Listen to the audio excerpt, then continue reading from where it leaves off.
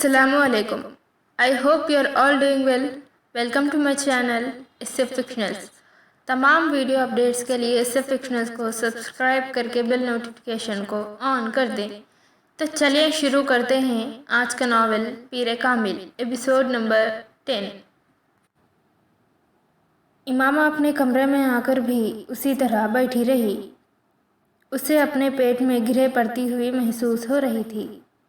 सिर्फ चंद घंटों में सब कुछ बदल गया था। वो पूरी रात सो नहीं सकी। सुबह वो नाश्ते के लिए बाहर आई।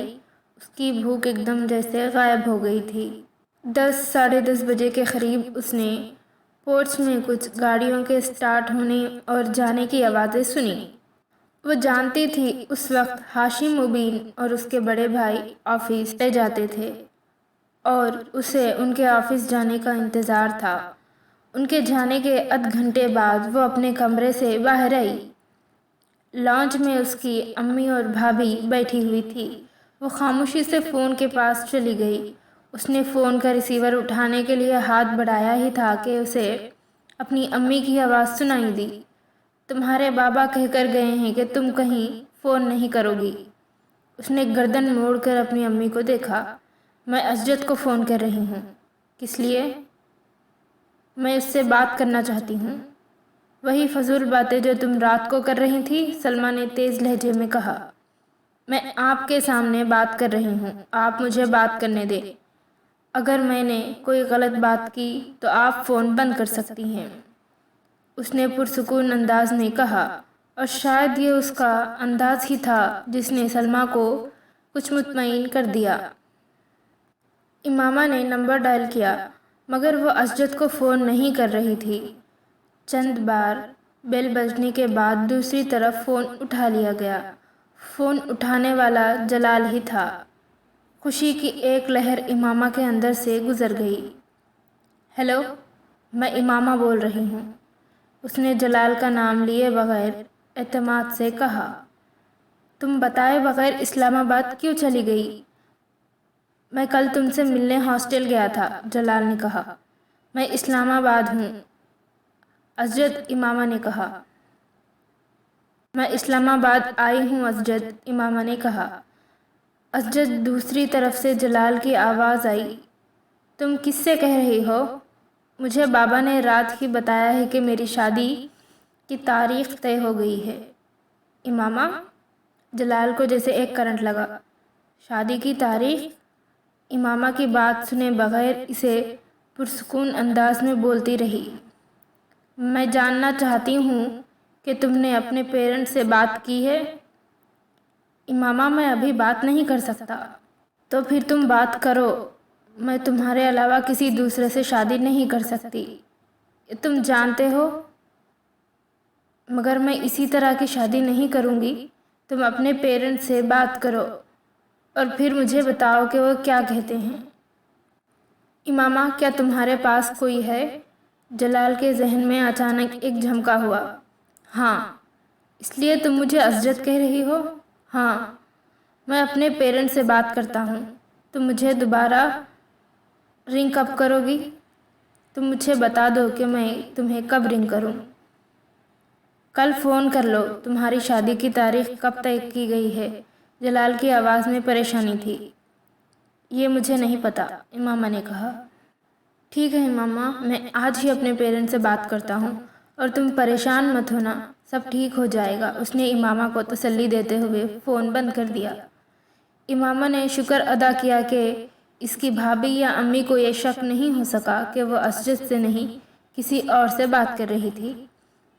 ये शादी तुम्हारे बाबा और आज़म भाई ने मिलकर तय की है। तुम्हारे या असजद के कहने पर वो इसे मुलतवी नहीं करेंगे, सलमा ने इस बार खदरे नर्म लहजे में कहा। अम्मी, मैं मार्केट तक जा रही हूँ, मुझे कुछ ज़रूरी चीज़ें लेनी हैं, इमामा ने उनकी बात का जवाब देने के बजाय कहा। फ़ोन की बात दूसरी है, मगर मैं तुम्हें घर से निकलने की इजाज़त नहीं दे सकती। तुम्हारे बाबा ना सिर्फ मुझे बल्कि चौकीदार को भी हिदायत कर गए हैं कि तुम्हें बाहर जाने ना दें। अम्मी, आप लोग मेरे साथ आखिर इस तरह क्यों कर रहे हैं? امامہ نے کچھ بے بسی کے عالم میں صوفے پر بیٹھتے ہوئے کہا، میں نے آپ کو اپنی شادی سے تو منع نہیں کیا، میری ہاؤس ڈراپ تک انتظار کر لیں، اس کے بعد میری شادی کر دیں۔ میری سمجھ میں یہ بات نہیں آتی کہ تم شادی سے انکار کیوں کر رہی ہو۔ تمہاری شادی جلد ہو رہی ہے، مگر تمہاری مرضی کے خلاف تو نہیں ہو رہی۔ اس بار اس کی بھابھی نے اسے سمجھانے کی کوشش کی، خواہ مخواہ کل رات سے پورا گھر ٹینشن کا شکار ہے، اور میں تو تمہیں دیکھ کر حیران ہوں، تم تو کبھی بھی اس طرح ضد نہیں کرتی تھی، پھر اب کیا ہو گیا ہے تمہیں؟ جب سے تم لاہور گئی ہو عجیب ہو گئی ہو، اور ہمارے چاہنے سے ویسے بھی کچھ نہیں ہوگا۔ میں نے تمہیں بتایا ہے، تمہارے بابا نے طے کیا ہے یہ سب کچھ۔ آپ انہیں سمجھا تو سکتی تھی۔ امامہ نے سلمیٰ کی بات پر احتجاج کیا۔ کس بات پر؟ کس بات پر سمجھاتی؟ تو تب اگر مجھے کوئی بات قابل اعتراض لگتی، اور مجھے کوئی بات قابل اعتراض نہیں لگی، سلمیٰ نے بڑے آرام سے کہا۔ امامہ غصے کے عالم میں وہاں سے اٹھ کر اپنے کمرے میں آ گئی۔ سالار صبح خلاف معمول دیر سے اٹھا۔ گھڑی دیکھتے ہوئے اس نے کالج نہ جانے کا فیصلہ کیا۔ سکندر اور طیبہ کراچی گئے ہوئے تھے۔ وہ گھر پر اکیلا ہی تھا۔ ملازم جس وقت ناشتہ لے کر آیا، وہ ٹی وی آن کیے بیٹھا تھا۔ ذرا ناصرہ کو اندر بھیجنا۔ اسے ملازم کو دیکھ کر کچھ یاد آیا۔ اس نے جانے کے چند منٹ بعد ناصرہ اندر داخل ہوئی۔ جی صاحب، آپ نے بلایا ہے؟ ادھیڑ عمر ملازمہ نے اندر داخل ہوتے ہوئے کہا۔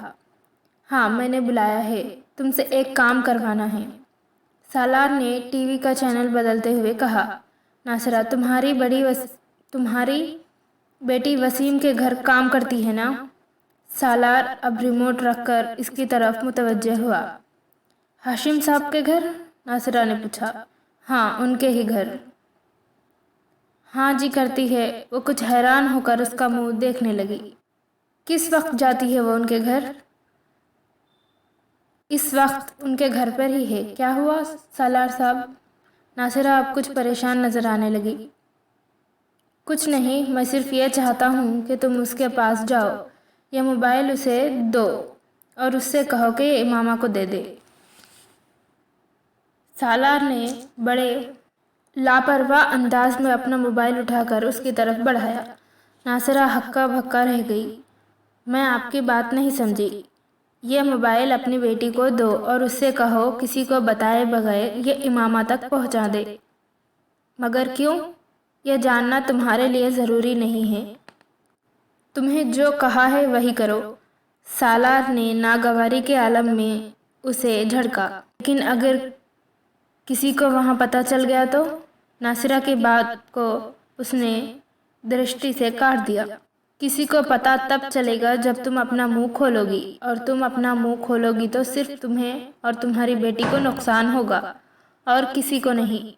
لیکن اگر تم اپنا منہ بند رکھو گی تو نہ صرف کسی کو پتہ نہیں چلے گا بلکہ تمہیں بھی خاصا فائدہ ہوگا۔ ناصرہ نے اس بار کچھ کہے بغیر خاموشی سے وہ موبائل پکڑ لیا۔ میں پھر کہہ رہا ہوں، کسی کو اس موبائل کے بارے میں پتہ نہیں چلنا چاہیے۔ وہ اپنا والیٹ نکال رہا تھا۔ ناصرہ سر ہلاتے ہوئے جانے لگی۔ ایک منٹ ٹھہرو، سالار نے اسے روکا۔ وہ اب اپنے والیٹ سے کچھ کرنسی نوٹ نکال رہا تھا۔ یہ لے لو۔ اس نے انہیں ناصرہ کی طرف بڑھا دیے۔ ناصرہ نے اپنی ہلکی سی مسکراہٹ کے ساتھ وہ نوٹ پکڑ لیے۔ وہ جن گھروں میں کام کرتی رہی تھی، وہاں کے بچوں کے ایسے بہت سے رازوں سے واقف تھی۔ اسے بھی پیسے کمانے کا موقع مل گیا تھا۔ اس نے فوری اندازہ یہی لگایا تھا کہ امامہ اور سالار کا چکر چل رہا ہے، اور یہ موبائل وہ تحفہ تھا جو اسے امامہ کو دینا تھا۔ مگر اسے حیرانی اس بات پر ہو رہی تھی کہ اس سب کا اس سے پہلے پتہ کیوں نہیں چلا۔ اور پھر امامہ، اس کی تو شادی ہو رہی تھی، پھر وہ کیوں اس طرح کی حرکتیں کر رہی تھی؟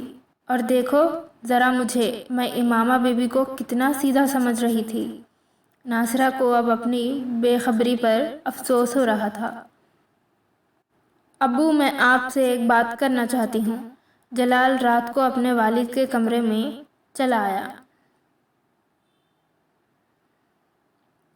اس کے والد اس وقت اپنے ایک فائل دیکھنے میں مصروف تھے۔ ہاں آؤ، کیا بات ہے؟ انہوں نے جلال کو دیکھتے ہوئے کہا۔ وہ ان کے پاس ایک کرسی پر بیٹھ گیا۔ کچھ دیر وہ اسی طرح خاموش بیٹھا رہا۔ اس کے والد نے غور سے اسے اس کا چہرہ دیکھا۔ انہیں یہ اندازہ ہو گیا تھا کہ وہ کچھ پریشان ہیں۔ انہیں ایک دم تشویش ہونے لگی۔ ابو میں شادی کرنا چاہتا ہوں، جلال نے کسی تمہید کے بغیر کہا۔ کیا؟ انصر جاوید کو اس کے منہ سے اس جملے کی توقع نہیں تھی۔ تم کیا کرنا چاہتے ہو؟ میں شادی کرنا چاہتا ہوں۔ یہ فیصلہ تم نے ایک دم کیسے کر لیا؟ کل تک تو تم باہر جانے کی تیاریوں میں مصروف تھے اور اب آج تم شادی کا ذکر لے کر بیٹھ گئے ہو۔ انصر جاوید مسکرائے۔ بس معاملہ ہی کچھ ایسا ہو گیا ہے کہ مجھے آپ سے بات کرنی پڑ رہی ہے۔ انصر جاوید سنجیدہ ہو گئے۔ آپ نے زینب کی دوست امامہ کو دیکھا ہے؟ اس نے چند لمحوں کے توقف کے بعد کہا۔ ہاں، تم اس میں انٹرسٹڈ ہو؟ انصر جاوید نے فوراً اندازہ لگایا۔ جلال نے اس بات میں سر ہلا دیا۔ مگر وہ لوگ تو بہت امیر ہیں، اس کا باپ بڑا صنعت کار ہے اور وہ مسلمان بھی نہیں ہیں۔ انصر جاوید کا لہجہ بدل چکا تھا۔ ابو، وہ اسلام قبول کر چکی ہے۔ اس کی فیملی قادیانی ہے، جلال نے وضاحت کی۔ اس کے گھر والوں کو پتہ ہے؟ نہیں۔ تمہارا خیال ہے کہ یہ پرپوزل قبول کر لیں گے؟ انصر جاوید نے چبھتے ہوئے لہجے میں پوچھا۔ ابو، اس کی فیملی کی اجازت کی ضرورت نہیں ہے۔ ان لوگوں کی اجازت کے بغیر ہم شادی کرنا چاہتے ہیں۔ تمہارا دماغ ٹھیک ہے؟ اس بار انصر جاوید نے بلند آواز میں کہا۔ میں تمہیں کسی حالت میں اجازت نہیں دے سکتا۔ جلال کا چہرہ اتر گیا۔ ابو، میری اس کے ساتھ کمٹمنٹ ہے، اس نے مدھم آواز میں کہا۔ مجھ سے پوچھ کر کمٹمنٹ نہیں کی تھی تم نے، اور اس عمر میں بہت ساری کمٹمنٹس ہوتی رہتی ہیں۔ اس کا یہ مطلب نہیں ہوتا کہ بندہ اپنی زندگی خراب کر لے۔ انہیں اپنے پیچھے لگا کر ہم سب برباد ہو جائیں گے۔ ابو، میں خفیہ طور پر شادی کر لیتا ہوں، کسی کو پتہ بتائے بغیر نہیں تو کچھ بھی نہیں ہوگا۔ اور اگر پتہ چل گیا تو؟ میں ویسے بھی تمہاری تعلیم کے مکمل ہونے تک تمہاری شادی کرنا نہیں چاہتا۔ ابھی تمہیں بہت کچھ کرنا ہے۔ ابو پلیز، میں اس کے علاوہ کسی اور سے شادی نہیں کر سکتا، جلال نے مدھم اور آواز میں اپنی بات پر زور دیتے ہوئے کہا۔ اچھا، ایسا ہے تو تم اس سے کہو کہ وہ اپنے والدین سے اس سلسلے میں بات کرے۔ اگر اس کے والدین مان جاتے ہیں تو میں تم دونوں کی شادی کر دوں گا، انہوں نے تیز مگر حتمی لہجے میں کہا۔ مگر میں تمہاری شادی کسی ایسی لڑکی سے قطع نہیں کروں گا جو اپنے گھر والوں کی مرضی کے خلاف تم سے شادی کرنا چاہتے۔ ابو، آپ اس کا مسئلہ سمجھیں۔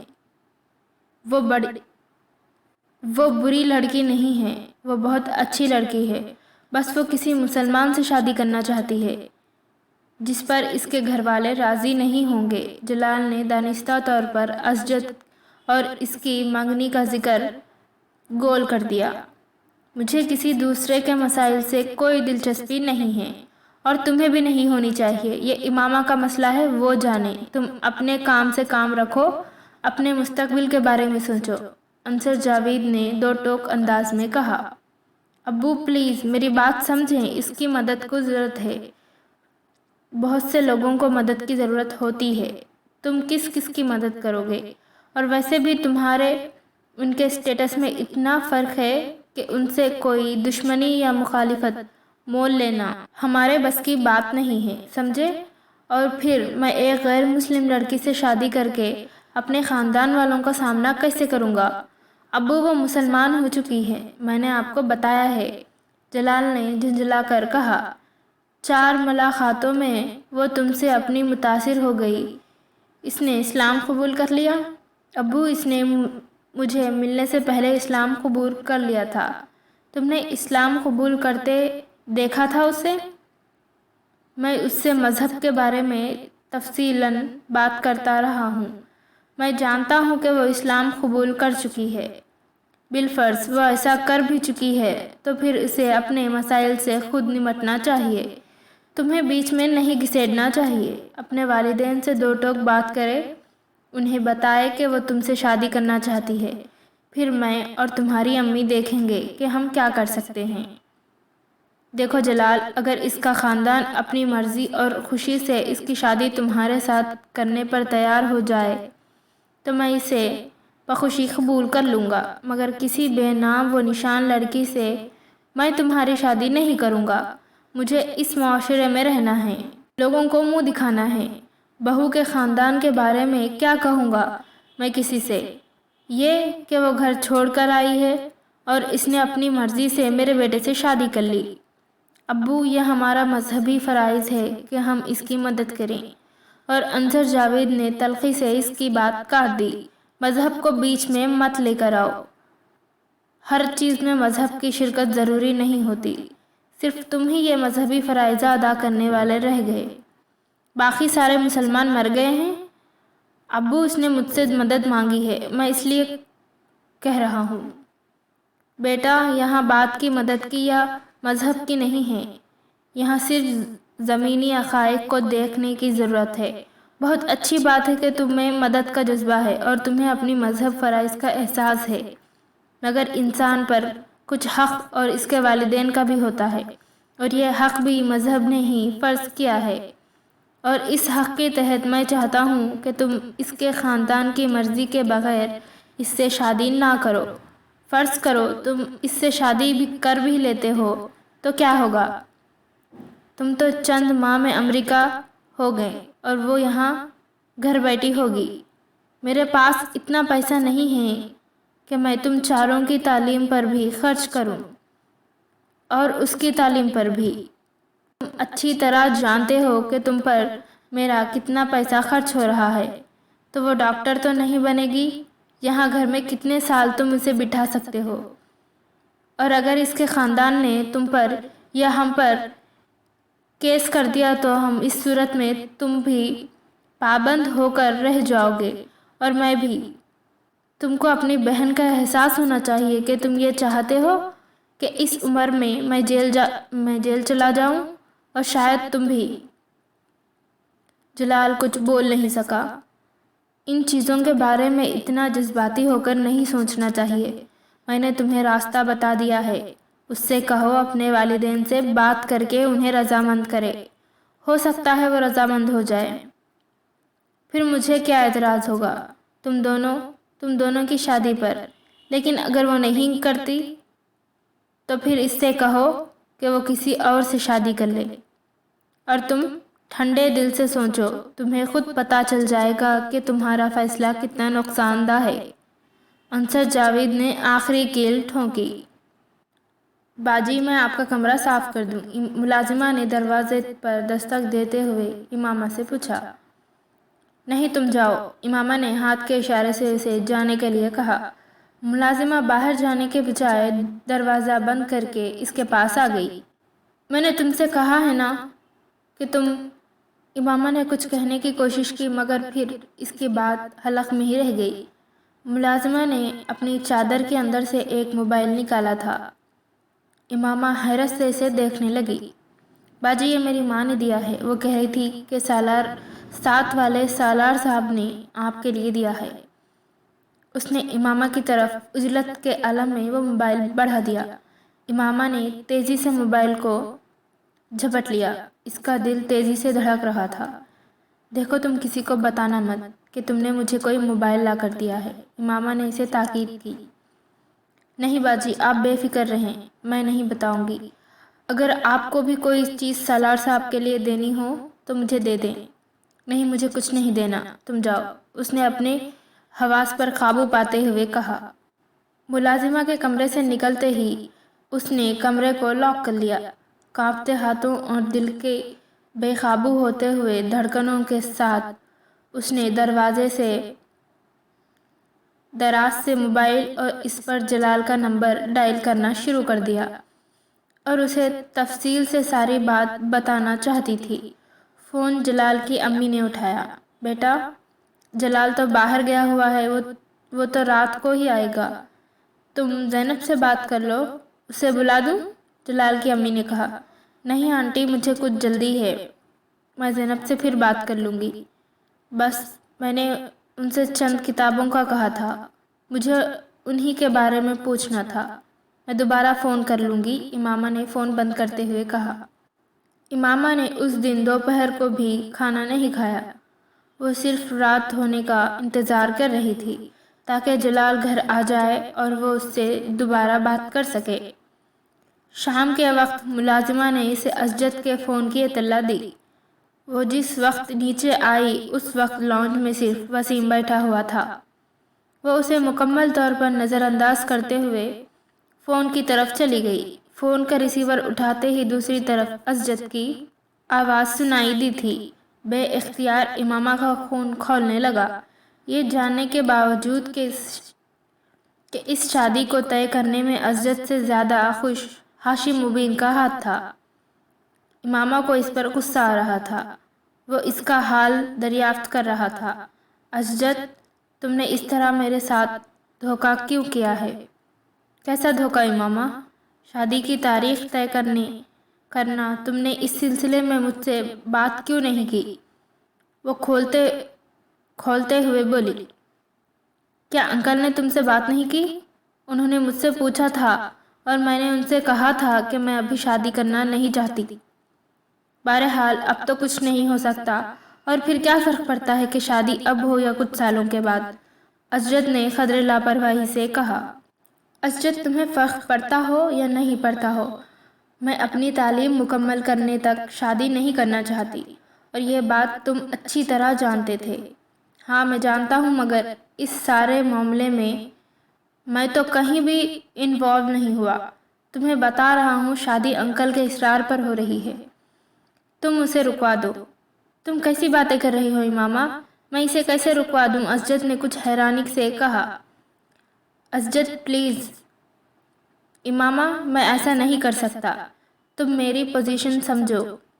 اب تو ویسے بھی کارڈ چھپ چکے ہیں، دونوں گھروں میں تیاریاں ہو رہی ہیں۔ اور امامہ نے اس کی بات سنے بغیر ریسیور پھینک دیا۔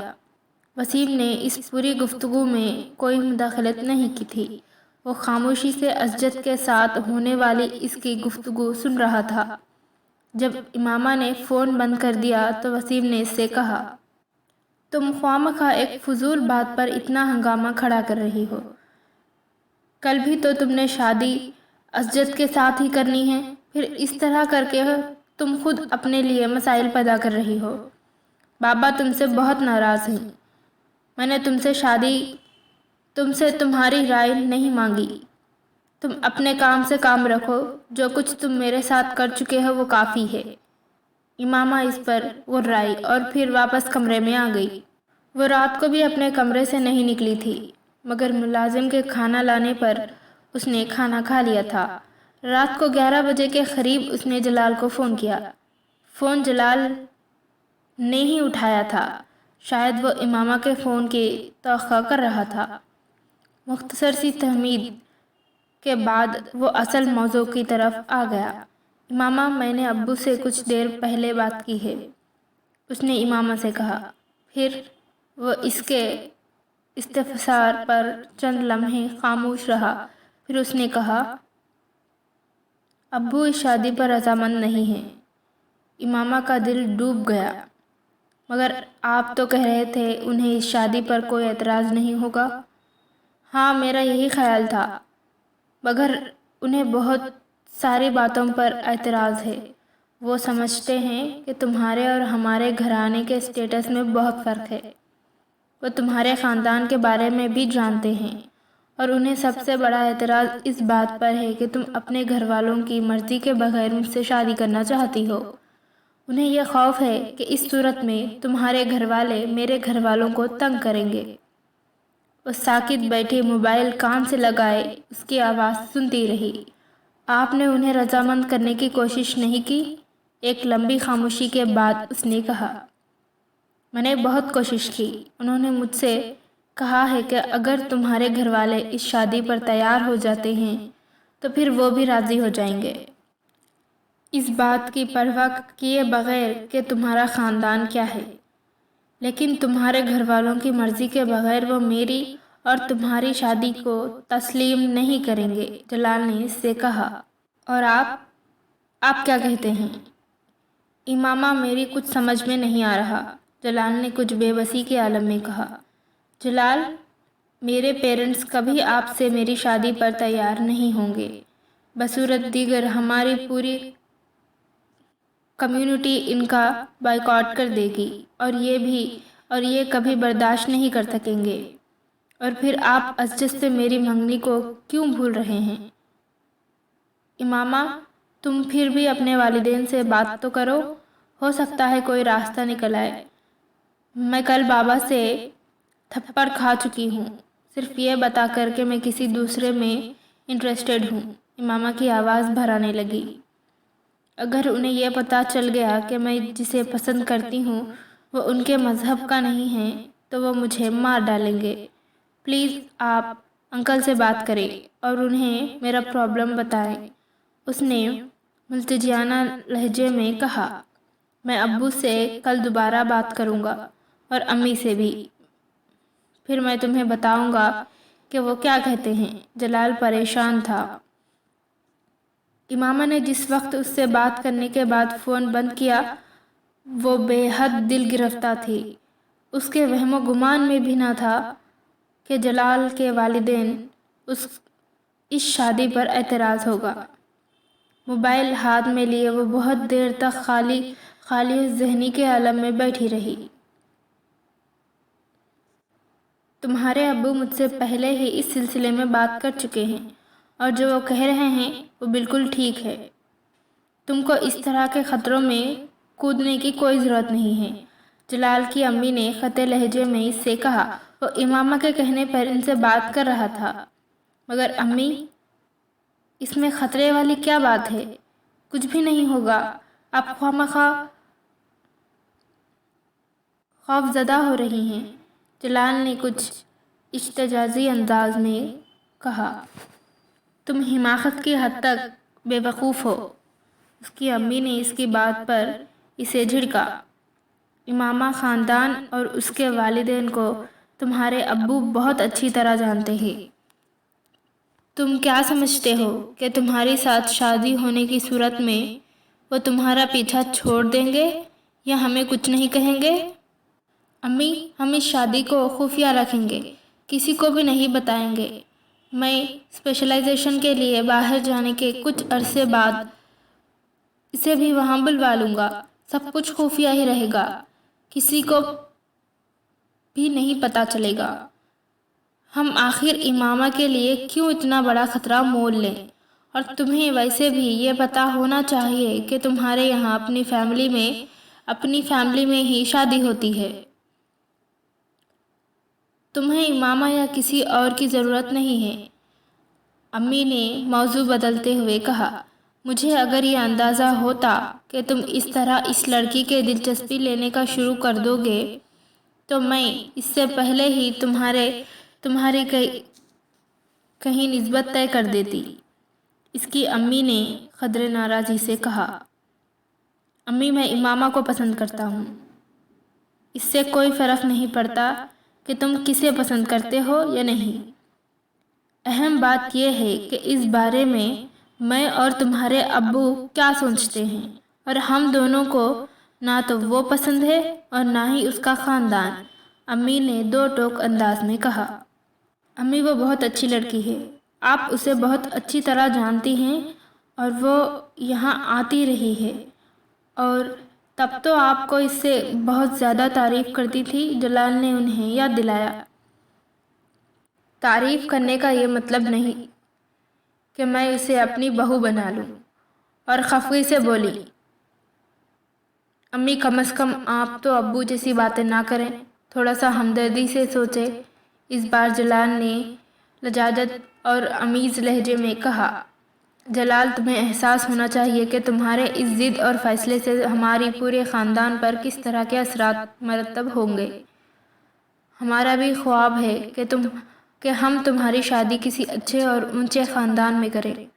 تمہارے ابو اگر تمہیں اس شادی کی اجازت دے بھی دیں تو بھی میں کبھی نہیں دوں گی، نہ ہی میں امامہ کو اپنی بہو کے طور پر قبول کروں گی۔ امی، آپ اس کی صورتحال کو سمجھیں، وہ کتنا بڑا قدم اٹھا رہی ہے۔ اس وقت اسے مدد کی ضرورت ہے۔ اگر وہ اتنا بڑا قدم اٹھا رہی ہے تو پھر اسے کم از کم دوسرے کے لیے کوئی پریشانی کھڑی نہیں کرنی چاہیے۔ میں اسے برا نہیں کہہ رہی، وہ بہت اچھا فیصلہ کر رہی ہے، مگر ہم لوگوں کی اپنی کچھ مجبوریاں ہیں۔ تم کچھ عقل سے کام لو۔ تمہیں اسپیشلائزیشن کے لیے باہر جانا ہے، اپنا ہاسپٹل بنانا ہے۔ اس کی امی نے قدرے نرم لہجے میں کہا، بیٹا، اپنے خاندان میں شادی ہو تو انسان کو آگے بڑھنے کے لیے بہت سے مواقع ملتے ہیں، اور تمہارے لیے تو پہلے ہی بہت سے خاندانوں کی طرف سے پیغام آ رہے ہیں۔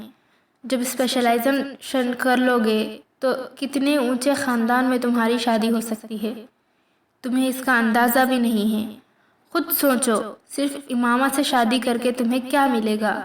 خاندان اس کا بائیکاٹ کر چکا ہوگا، معاشرے میں جو بدنامی ہوگی وہ الگ ہے، اور تم سے شادی ہو بھی جائے تو وہ کل کو تمہارے بچے تمہارے اور امامہ کے بارے میں کیا سوچیں گے؟ یہ کوئی ایک دو دن کی بات نہیں ہے، ساری عمر کی بات ہے۔ امی اسے سنجیدہ لہجے میں سمجھا رہی تھی۔ جلال کسی اعتراض یا احتجاج کے بغیر خاموشی سے ان کی بات سن رہا تھا۔ اس کے چہرے سے کچھ اندازہ نہیں ہو رہا تھا کہ وہ قائل ہوا ہے یا نہیں۔ امامہ نے اگلی رات جلال کو پھر فون کیا۔ فون جلال نے ہی اٹھایا۔ امامہ، میں نے اپنی امی سے بات کی ہے، وہ ابو سے زیادہ ناراض ہو رہی ہیں میری بات پر۔ امامہ کا دل گویا مکمل ڈوب گیا۔ وہ کہہ رہی ہیں کہ مجھے اپنے فضول معاملے میں خود انوالو کرنے کی کوئی ضرورت نہیں ہے۔ جلال نے صاف گوئی کا مظاہرہ کیا۔ میں نے انہیں تمہارا پرابلم کے بارے میں بھی بتایا ہے، مگر ان کا کہنا ہے کہ یہ تمہارا پرابلم ہے، ہمارا نہیں۔ امامہ کو اس کے لفظوں سے شدید تکلیف ہوئی تھی۔ میں نے انہیں بہت سمجھانے کی کوشش کی، مگر وہ رضامند نہیں ہیں اور نہ ہی ہوں گی۔ جلال کی آواز دھیمی ہو گئی تھی۔ مجھے تمہاری مدد کی ضرورت ہے جلال، اس نے ڈوبتے دل کے ساتھ کسی موہوم سی امید سے کہا۔ میں جانتا ہوں امامہ، مگر میں کچھ نہیں کر سکتا۔ میرے والدین اس پرپوزل پر راضی نہیں ہیں۔ کیا تم ان کی مرضی کے بغیر مجھ سے شادی نہیں کر سکتے؟ نہیں، یہ میرے لیے ممکن نہیں ہے۔ مجھے ان سے اپنی اتنی محبت ہے کہ میں انہیں ناراض کر کے تم سے شادی نہیں کر سکتا۔ پلیز جلال، وہ گڑ گڑائی، تمہارے علاوہ وہ میرے پاس اور کوئی راستہ نہیں ہے۔ میں اپنے والدین کی نافرمانی نہیں کر سکتا۔ تم مجھے اس لیے مجبور نہ کرو۔ میں آپ کو نافرمانی کرنے کے لیے نہیں کہہ رہی ہوں، میں تو آپ سے اپنی زندگی کی بھیک مانگ رہی ہوں۔ اس کے اعصاب چیخ رہے تھے۔ اسے یاد نہیں تھا کہ اس نے زندگی میں کبھی کسی سے اتنے التجائیہ اور منت بھرے انداز میں بات کی ہو۔ آپ مجھ سے صرف نکاح کر لیں، اپنے والدین کو اس کے بارے میں نہ بتائیں۔ بے شک آپ بعد میں ان کی مرضی سے بھی شادی کر لیں، میں اعتراض نہیں کروں گی۔ تم اب بچوں جیسی باتیں کر رہی ہو۔ خود سوچو، اگر ایسے نکاح کے بارے میں ابھی میرے والدین کو پتہ چل جاتا تو وہ کیا کریں گے؟ وہ تو مجھے گھر سے نکال دیں گے، اور پھر تم اور میں کیا کریں گے؟ ہم محنت کر لیں گے، کچھ نہ کچھ کر لیں گے۔ तुम्हारे इस कुछ न कुछ में बाहर पढ़ने जा सकूँगा? इस बार जलाल का लहजा चुभता हुआ था। वो बोल नहीं सकी। नहीं मामा, मेरे इतने ख्वाब और ख्वाहिशात हैं कि मैं उन्हें तुम्हारे लिए या किसी के लिए भी नहीं छोड़ सकता। मुझे तुमसे मोहब्बत है, इसमें कोई शक नहीं, मगर मैं इस जज्बातियत का मुजाहरा नहीं कर सकता जिसका मुजाहरा तुम कर रही हो। तुम दोबारा मुझे फ़ोन मत करना, क्योंकि मैं अब इस सारे मामले को यहीं ख़त्म कर देना चाहता हूँ। मुझे तुमसे हमदर्दी है, मगर तुम अपने इस मसले का हल खुद निकालो। मैं तुम्हारी मदद नहीं कर सकता। खुदा हाफिज़। जलाल ने फ़ोन बंद कर दिया। रात 10:50 पर इसे अपने इर्द गिर्द की पूरी दुनिया धुएं में तहलील होती नजर आई। किसी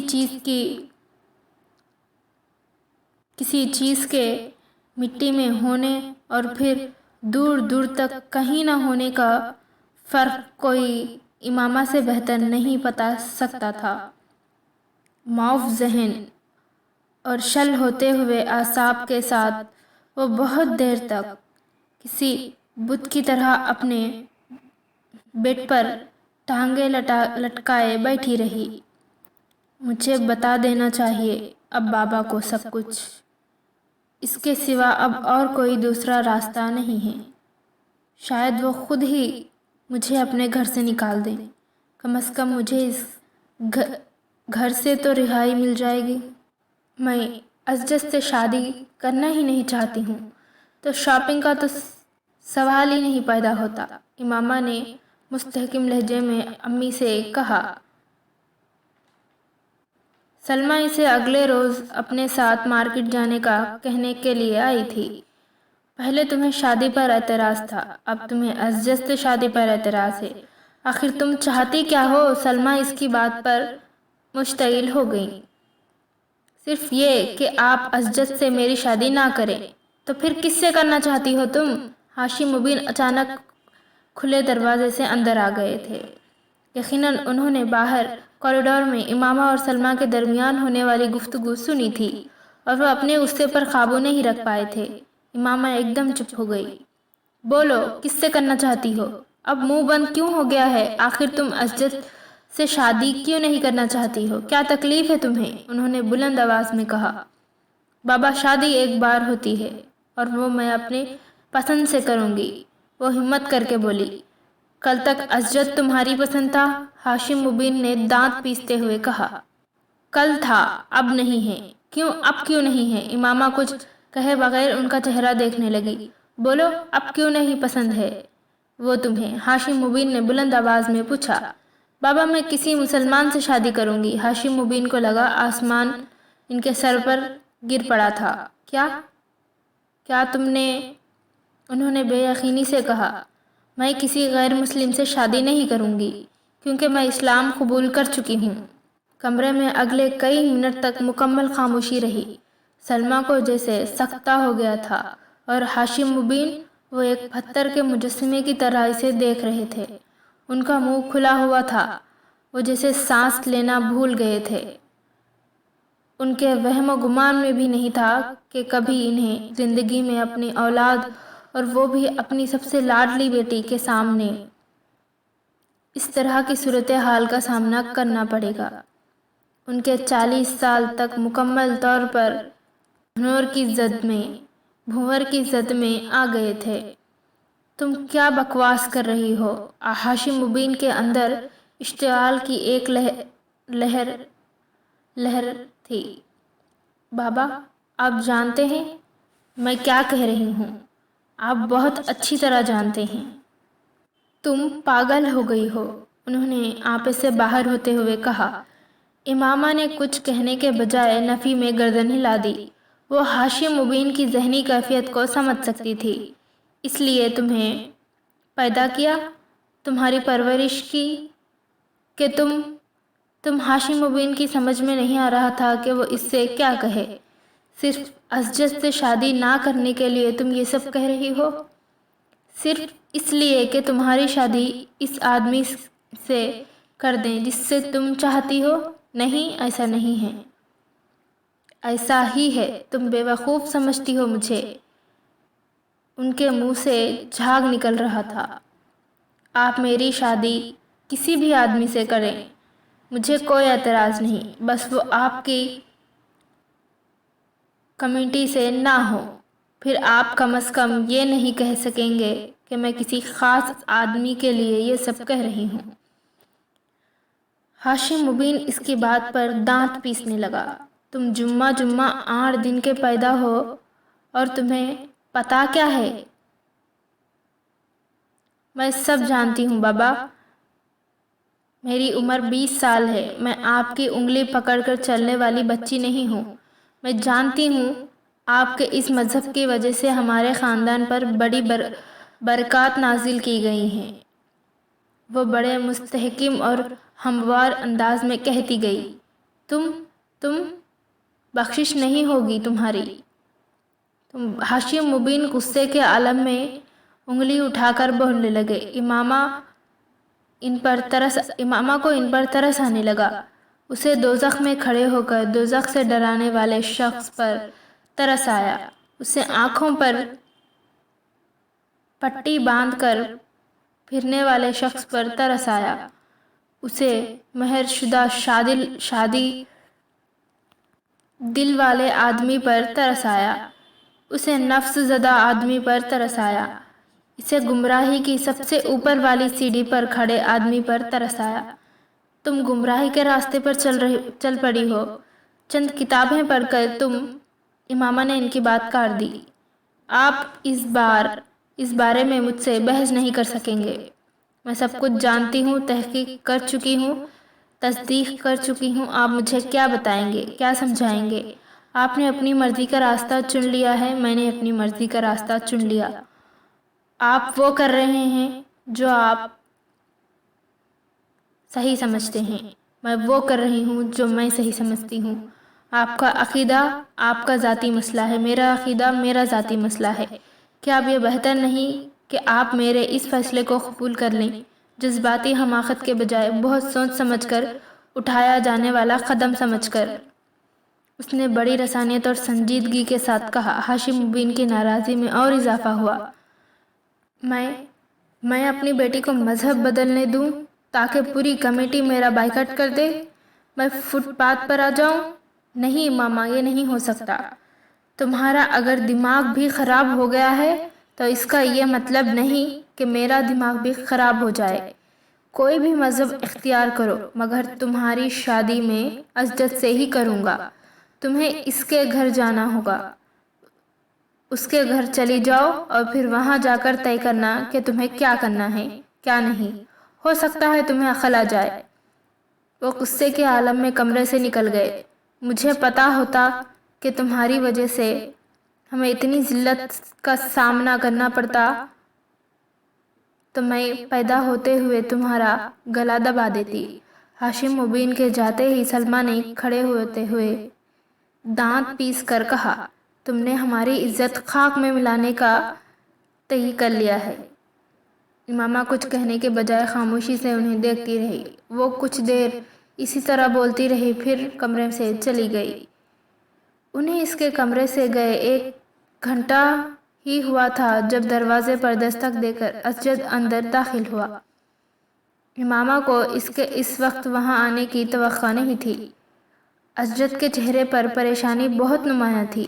یقیناً اسے ہاشم مبین نے بلوایا تھا اور وہ اسے سب کچھ بتا چکے تھے۔ یہ سب کیا ہو رہا ہے امامہ؟ اس نے اندر داخل ہوتے ہوئے کہا۔ وہ اپنے بیڈ پر بیٹھی اسے دیکھ رہی تھی۔ تم کیوں کر رہی ہو یہ سب کچھ؟ اسجد، تمہیں اگر یہ بتا دیا گیا ہے کہ میں کیا کر رہی ہوں تو پھر یہ بھی بتا دیا گیا ہوگا کہ میں کیوں کر رہی ہوں۔ تمہیں اندازہ نہیں ہے کہ تم کیا کر رہی ہو۔ وہ کرسی کھینچ کر بیٹھ گیا۔ مجھے اندازہ ہے۔ اس عمر میں انسان جذبات میں آ کر بہت سے غلط فیصلے کر لیتا ہے۔ امامہ نے ترشی سے اس کی بات کاٹ دی۔ جذبات میں آ کر؟ کوئی جذبات میں آ کر مذہب تبدیل نہیں کرتا، کبھی نہیں۔ میں 4 سال سے اسلام کے بارے میں پڑھ رہی ہوں، 4 سال کم نہیں ہوتے۔ تم لوگوں کی باتوں میں آ گئی ہوں، تم لوگوں کی باتوں میں آ گئی ہو۔ نہیں، میں کسی کی باتوں میں نہیں آئی، میں نے جس چیز کو غلط سمجھا اسے چھوڑ دیا، بس۔ وہ کچھ دیر بے چارگی کے عالم میں اسے دیکھتا رہا، پھر سر جھٹکتے ہوئے اس نے کہا، ٹھیک ہے، ان سب باتوں کو چھوڑو۔ شادی پر کیوں اعتراض ہے تمہیں؟ تمہارا عقائد میں جو تبدیلی آئی ہے وہ ایک طرف، کم از کم شادی تو ہونے دو۔ میری اور تمہاری شادی جائز نہیں۔ وہ اس کی بات پر ہکا بکا رہ گیا۔ کیا میں غیر مسلم ہوں؟ ہاں، تم ہو۔ انکل ٹھیک کہہ رہے تھے، کسی نے واقعی تمہارا برین واش کر دیا ہے، اس نے اکھڑے ہوئے لہجے میں کہا۔ پھر تم ایک ایسی لڑکی سے شادی کیوں کرنا چاہتے ہو؟ بہتر ہے تم کسی اور سے شادی کرو، اس نے ترکی بترکی کہا۔ میں نہیں چاہتا کہ تم اپنی زندگی برباد کر لو۔ وہ اس کی بات پر عجیب سے انداز میں ہنسی۔ زندگی برباد؟ کون سی زندگی؟ یہ زندگی جو میں تم جیسے لوگوں کے ساتھ گزار رہی ہوں، جنہوں نے پیسے کے لیے اپنا مذہب چھوڑ دیا۔ Behave your self. تم بات کرنے کے تمام مینرز بھول گئی ہو۔ جس کے بارے میں کیا کہنا چاہیے تم نے سرے سے ہی فراموش کر دیا ہے۔ اسجد اسے ڈانٹنے لگا۔ میں ایسے کسی شخص کا احترام نہیں کر سکتی جو لوگوں کو گمراہ کر رہا ہو، امامہ نے دو ٹوک انداز میں کہا۔ اس عمر میں تم ہو، اس عمر میں ہر کوئی اسی طرح کنفیوز ہو جاتا ہے جس طرح تم کنفیوز ہو رہی ہو۔ جب تم اس عمر سے نکلو گی تو تمہیں احساس ہوگا کہ ہم لوگ صحیح تھے یا غلط۔ اسجد نے ایک بار اسے سمجھانے کی کوشش کی۔ اگر تم لوگوں کو یہ لگتا ہے کہ میں غلط ہوں، تب بھی تم لوگ مجھے چھوڑ کیوں نہیں دیتے؟ اس طرح مجھے گھر میں قید کر کے کیوں رکھا ہوا ہے؟ اگر تم لوگوں کو اپنے مذہب کی صداقت پر اتنا یقین ہے تو مجھے اس گھر سے چلے جانے دو، حقیقت کو جاننے دو۔ اگر کوئی اپنے آپ کو نقصان پہنچانے پر تل جائے تو اسے اکیلا نہیں چھوڑا جا سکتا، اور وہ بھی ایک لڑکی کو۔ امامہ، تم اس مسئلے کی نزاکت اور اہمیت کو سمجھو۔ اپنی فیملی کا خیال کرو، وہ تمہاری وجہ سے سب کچھ داؤ پر لگ گیا ہے۔ میری وجہ سے کچھ بھی داؤ پر نہیں لگا، کچھ بھی نہیں۔ اور اگر کچھ داؤ پر لگا بھی ہے تو میں اس کی پرواہ کیوں کروں؟ میں تم لوگوں کے لیے دوزخ میں کیوں جاؤں؟ صرف خاندان کے نام کی خاطر اپنا ایمان کیوں گنواؤں؟ نہیں اسجد، میں تم لوگوں کے ساتھ گمراہی کے اس راستے پر نہیں چل سکتی۔ مجھے وہ کرنے دو جو میں کرنا چاہتی ہوں، اس نے خطے لہجے میں کہا۔